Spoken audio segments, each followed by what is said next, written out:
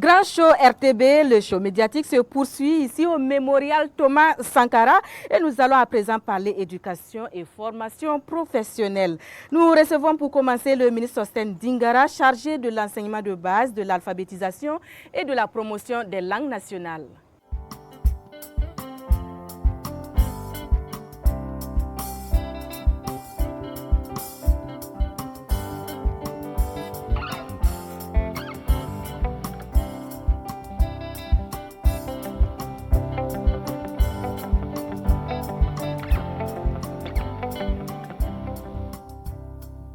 Bonsoir, Monsieur le ministre. Bonsoir. Votre département, Monsieur le ministre, occupe une place assez stratégique pour la révolution progressiste populaire dans sa volonté de créer un Burkinabé nouveau via l'éducation. Une volonté politique affichée par la mise en route de plusieurs réformes dans l'enseignement de base. Des réformes qui visent à faire des élèves des citoyens patriotes et des citoyens de demain. Mathieu Somda, il faut ajouter que les réformes touchent l'administration éducative dans son ensemble et nous faisons un tour d'horizon avec Mariama Tamboura. Année 2025. Le département de Jacques Sostène Dingara affiche sa volonté d'aller vite et bien dans la mise en œuvre des réformes de l'enseignement de base. Des réformes qui se déploient progressivement dans les régions, provinces et circonscriptions d'éducation de base. Des réformes majeures, faut-il le rappeler, comme l'initiation au métier, la cantine endogène, l'introduction de l'anglais à partir de la classe de CE1, la réarticulation de l'instruction civique, l'introduction des langues nationales et d'éthique, le port du faso d'Anfani également. Des réformes qui ouvrent la voie à une nouvelle ère éducative. Le ministre en charge de l'enseignement de base va ainsi multiplier les sorties pour le constat de la mise en œuvre. L'année scolaire 2025, on note une augmentation des effectifs de plusieurs structures préscolaires avec l'ouverture de 500 centres d'éveil et d'éducation préscolaire, de même que le recrutement de 287 éducateurs de la petite enfance sur concours direct sans formation et 1000 concours directs avec formation. Le ministère de l'enseignement de base, de l'alphabétisation et de la promotion des langues nationales va franchir une étape capitale pour le bien-être des enseignants et du personnel. Il s'agit de l'application des incidences financières à partir de février 2025 jusqu'en décembre 2025. Des innovations majeures vont également marquer les sessions des examens 2025, notamment la déconcentration de certaines activités du certificat d'études primaires à travers la reproduction des sujets par les régions elles-mêmes et de l'entrée en sixième avec un point d'honneur mis sur la transparence et la rigueur. Toujours sous l'angle administratif, le MEBA-PLN s'est inscrit dans une dynamique d'innovation avec la publication précoce de la liste des acteurs de l'examen du CEP, ce qui permet d'éviter des frustrations et de permettre aux enseignants de se préparer. On note également la fin de la copie ou de l'écriture des épreuves au tableau, chose qui permet d'alléger la charge des surveillants retenus. Tout cela est renforcé par un taux de réussite record de 89,68% au certificat d'études primaires. Meilleurs élèves et meilleurs enseignants verront ainsi leurs efforts récompensés au cours d'une cérémonie nationale le 22 août 2025. Un instant solennel qui mobilise au plus haut sommet de l'État. Le président du FASO, chef de l'État, le capitaine Ibrahim Traoré, est le patron de la cérémonie. Pour leur engagement, abnégation et résilience, 560 enseignants issus du ministère de l'enseignement de base seront décorés le 17 octobre 2025 à la faveur de la célébration de la Journée mondiale de l'enseignant et du 11 décembre. Pour une éducation participative et de qualité, l'État burkinabé institue un conseil d'école dans tous les établissements en remplacement des APE, AME et COGES.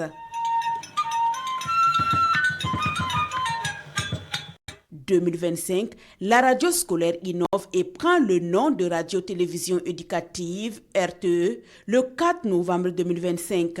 Une nouvelle station disponible sur la fréquence 107 MHz. La RTE se veut une école sur les ondes, un espace dynamique où se rencontrent le savoir, la culture et la citoyenneté. L'éducation constitue la clé de la souveraineté et le socle de l'avenir. Le ministre Jacques Sostin Dengara l'a rappelé à son dernier conseil d'administration du secteur ministériel CASEM, tenu le 23 décembre 2025. Des acquis majeurs engrangés, mais des défis demeurent.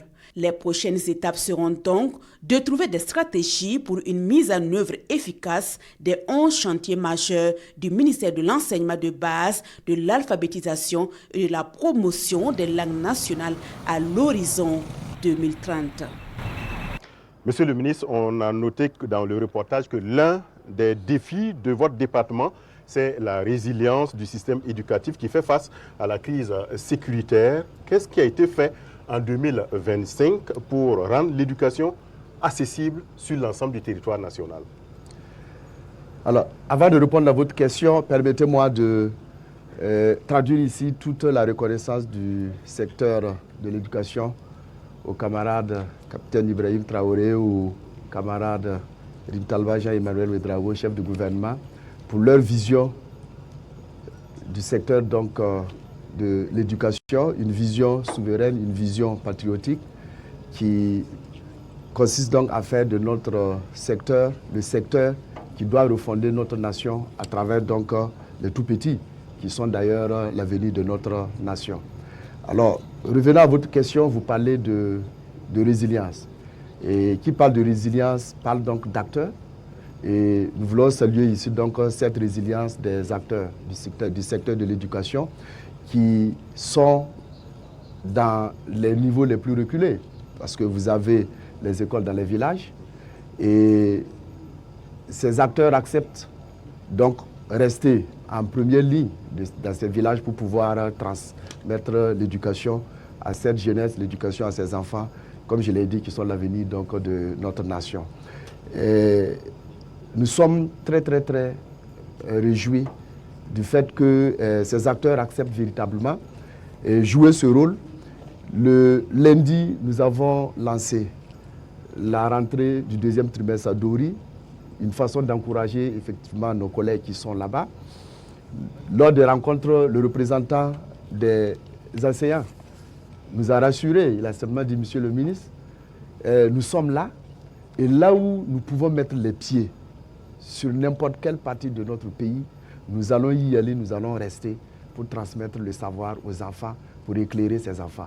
C'est pour vous dire à quel point donc, ces acteurs sont prêts avec un esprit patriotique pour relever les défis. Alors, en 2025, particulièrement au niveau institutionnel, nous avons une structure que nous appelons donc le secrétariat technique à l'éducation en situation d'urgence, une structure que nous avons véritablement rendue opérationnelle. Il y a quelque temps, quand nous avons donc des difficultés, il va falloir chercher les moyens, il va falloir donc écrire aux partenaires. Aujourd'hui, avec donc les instructions de leurs excellences, cette structure est pratiquement opérationnelle. Dans les 24 heures où nous avons une situation difficile, des élèves déplacés ou une situation d'intervention, cette structure a toutes les capacités nécessaires de pouvoir réagir, soit en installant donc des ETA, des établissements temporaires donc, pour permettre aux enfants de continuer, soit en ramenant donc les vivres, ou soit en amenant donc le cartable nécessaire pour permettre à ces enfants donc, de pouvoir travailler. C'est une réforme véritablement en 2025 qui nous permet aujourd'hui de dire que notre système est vraiment résilient et nous avons aussi les capacités nécessaires de pouvoir réagir à tout moment. Voilà, pour faire face. Monsieur le ministre, au nombre des réformes introduites dans votre département ministériel, il y a celles qui concernent les infrastructures. Quelle est la dynamique en la matière? Alors aujourd'hui, il faut dire que le chef de l'État a une vision claire. Nous allons moderniser nos infrastructures. Un modèle a été donné cette année à Bonheurville. Nous sommes fiers, effectivement, de toujours dire que désormais, nous voulons ériger nos infrastructures en R+3. Pendant longtemps, nous sommes restés dans les 4 murs avec un toit, un modèle pas peut-être adapté. Bon, en tout cas, avec ce que nous avons aujourd'hui, un modèle qui n'est même plus adapté. Parce que autant nous construisons, autant nous perdons. Voilà. Chaque année, nous perdons pratiquement une centaine d'écoles de coiffés. Voilà. On peut effectivement interroger donc le format. Et aujourd'hui, avec l'espace, nous sommes véritablement engagés sur ce volet de pouvoir réaliser donc des infrastructures à R+3. Et 2026, nous verrons effectivement sur le terrain avec en tout cas une dizaine donc, de ces bâtiments qui désormais vont trôner donc, dans nos villes, dans nos provinces et rassembler sur un même site un certain nombre d'écoles et permettre aussi d'avoir donc les infrastructures qui accompagnent bien sûr le développement de ces enfants. Oui, il faut des infrastructures, il faut aussi la ressource humaine. Comment votre département a pu régler cette question de la ressource humaine en 2025? Disons de façon générale, hein, le problème du MEBA-PLN reste la question donc, de la gestion des ressources humaines, la question donc, de la carrière donc, des enseignants. Et nous voulons dire que c'est tout à fait logique que nos collègues qui sont sur le terrain parfois s'impatientent parce qu'ils se donnent sur le terrain. Des acteurs sont là pour normalement gérer leur carrière et ils se donnent aussi. Mais alors, les effectifs du MEBA-PLN sont tels que le nombre d'agents aussi affectés à la gestion de ces dossiers, parfois se trouve débordé. Nous avons pratiquement 55 000 fonctionnaires. Voilà, vous prenez sur la base, c'est pratiquement la moitié des agents de la fonction publique. Alors, comment nous avons réglé ça? Déjà, pour imposer donc le passif, nous avons mis en place ce que nous appelons le cadre de gestion des ressources humaines. C'est un cadre donc, qui est présidé par le secrétaire général du ministère au niveau national, qui regroupe donc les techniciens du ministère de la fonction publique, les techniciens du ministère de l'économie et des finances, voilà, le ministère en charge donc, des finances, qui se retrouvent 2 fois l'année, donc une fois par semestre, pour regarder les goulots d'étranglement et comment faire pour permettre de régler rapidement cette question donc, de la carrière des enseignants. Alors, nous avons tenu cette première session en janvier 2025 que j'ai présidé moi-même et la dernière en décembre que j'ai présidé encore moi-même. Et cela nous a permis, en tout cas, de gérer un certain nombre donc, de dossiers avec l'ensemble des collègues que nous pensons vont se renforcer donc, en 2026. Alors, il y a la question de la valorisation. Vous savez, dans le reportage, il est ressorti donc 560 enseignants décorés en 2025. Quand nous arrivons en 2023, on avait 200 médailles pour les 2 ministères, hein, enseignement de base et enseignement secondaire. Quand vous faites le ratio, nous n'avons même pas une médaille pour 500 agents. Alors aujourd'hui, cette dotation, à partir donc de 200 à 560 uniquement pour le ministère en charge de l'enseignement de base, c'est véritablement un clin d'œil, c'est véritablement une action de valorisation de cette ressource importante donc, pour la refondation de notre nation. Il y a bien sûr la dette sociale en 2025 qui a été payée, une dette qui traîne depuis 2020. Voilà, ça fait environ 30 milliards et quelques. Le planning du gouvernement, c'était jusqu'en décembre. 97% donc, de cette dette qui a été payée. Voilà, il reste effectivement 4% bien sûr pourront être réglés au cours donc, de ce trimestre. Alors, Monsieur le ministre, 2026 est revenu plusieurs fois dans vos propos. Alors, quels sont vos grands chantiers pour la nouvelle année? Alors, pour 2025, lors donc, du dernier CACEM, nous avons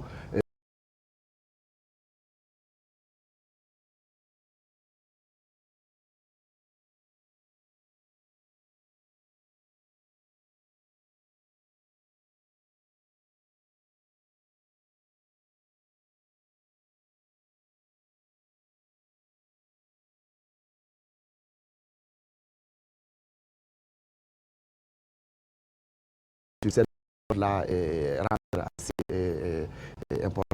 Il y a la question donc de faire en sorte que notre système soit équitable.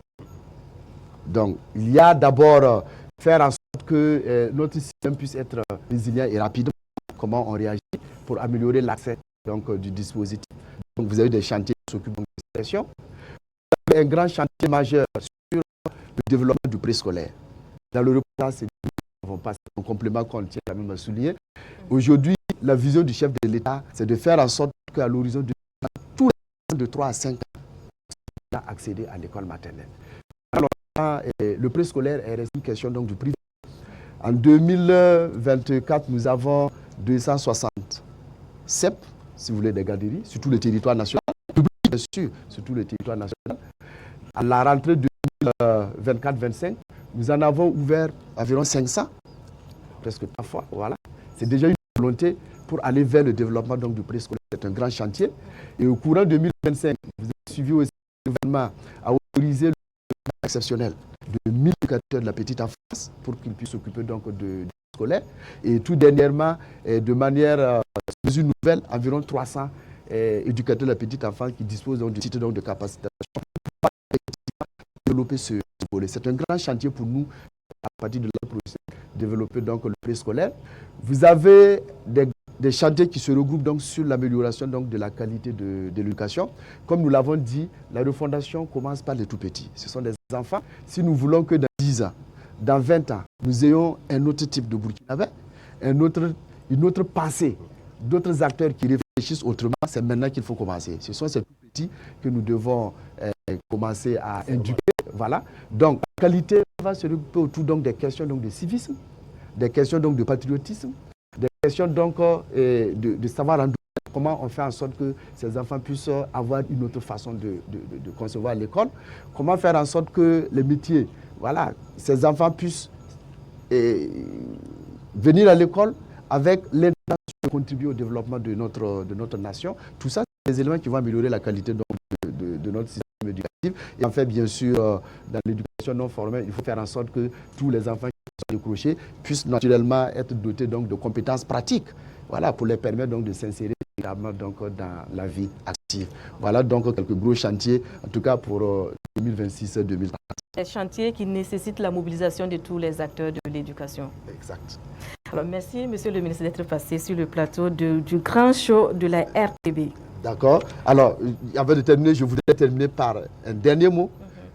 Dire merci à l'ensemble des acteurs du système éducatif qui sont sur le terrain.